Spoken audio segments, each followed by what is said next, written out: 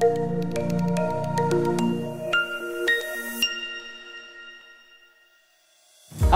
ketemu lagi dengan kita berdua untuk membahas masalah kesehatan mata, kacamata, dan lensa kontak. Masih seperti biasa bersama saya, Diki, dan rekan saya, Pak Abe. Hai Pak Diki. Hai semuanya, kita berdua adalah optometris dari Optik Melawai. Hari ini kita mau bahas apa, Pak Diki? Nah, hari ini kita mau membahas tentang pertanyaan yang banyak diajukan oleh teman-teman kita di media sosial nih, Pak Abe. Katanya, berapa lama sih atau kapan sih kita harus periksa mata? Nah, tanggapan ya Pak Diki ya? Oke, jadi ini banyak sekali informasi di media sosial mengatakan kalau periksa mata itu 1 tahun sekali, ada yang bilang 6 bulan sekali. Yang benar yang mana Pak Diki ya? Kapan ya kita ke dokter mata nih Pak Diki? Normalnya rutinnya memang setiap tahun atau 6 bulan sekali untuk anak-anak. Tetapi di antara masa itu, kalau memang ada gangguan penglihatan, boleh juga kita periksa mata, bahkan harus kalau kita peduli sama penglihatan. Betul. Tapi kita bisa mencirikannya dengan beberapa hal nih Pak Abi. Yang pertama ya, kalau misalnya kita melihat jarak jauh sudah harus menyipitkan mata nih Pak Abi, baik dengan kacamata ataupun tanpa kacamata. Nah itu artinya kita perlu bantuan penglihatan.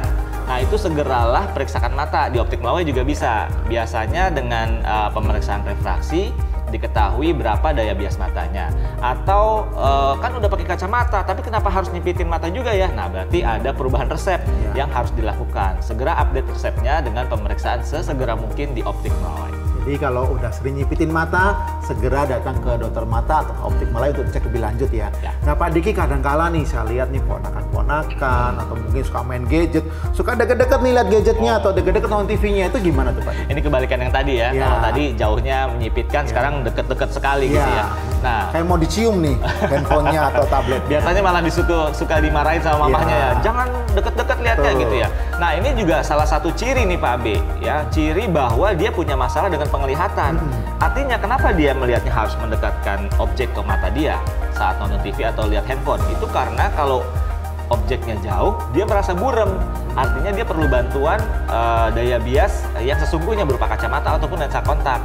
Nah jadi itu salah satu tanda bahwa anak kita atau ponakan kita, adik kita ada gangguan penglihatan pada matanya. Segera aja periksa mata ke Optik Melawai juga bisa. Jadi nanti diketahui tuh apakah perlu bantuan kacamata atau enggak gitu ya. Jadi teman-teman semua, kalau misalnya ponakan anak kita nonton TV-nya deket-deket atau lihat gadget deket-deket, jangan dimarahin ya, tapi bawa segera ke Optik Melawai atau dokter yang mata yang terdekat. Itu ya, patut dicurigai ya. Betul, patut Pak Diki dicurigai. Ya. Kira-kira apa lagi Pak Diki ya kalau kita harus ke dokter mata ya?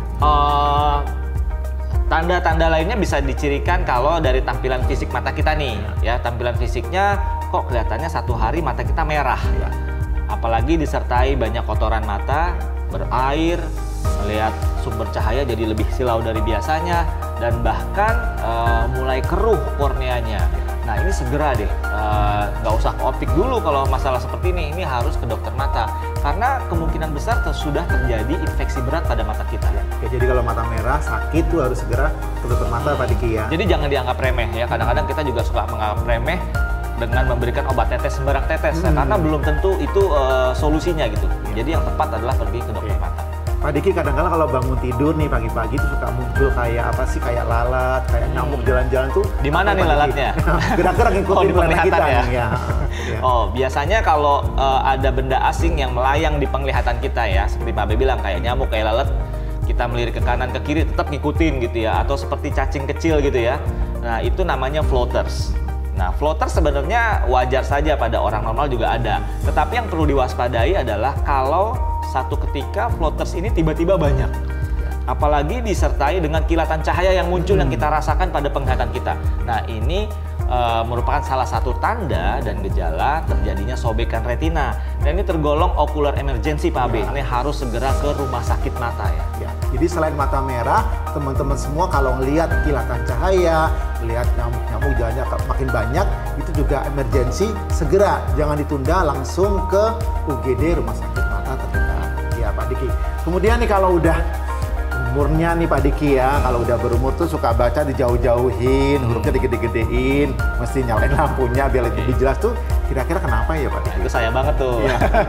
Jadi biasanya seiring pertambahan usia, daya bias mata kita tuh semakin melemah Pak Abi. Ini adalah proses yang natural yang terjadi pada tubuh manusia.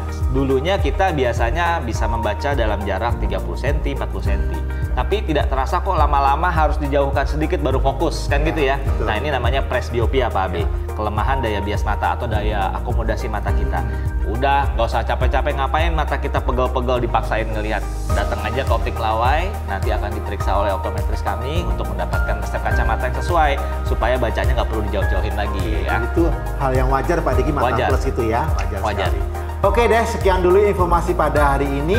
Jika teman-teman ada pertanyaan lebih lanjut, silakan menghubungi Gerai Optik Melawai terdekat atau kunjungi website kami di www.optikmelawai.com. Dan jangan lupa untuk like, subscribe, dan share, serta tuliskan komentar kalian seputar kesehatan mata apalagi yang ingin kita bahas untuk episode berikutnya. Sekian untuk tips hari ini, sampai jumpa dan jangan lupa Cek akurat, mata sehat. Dah.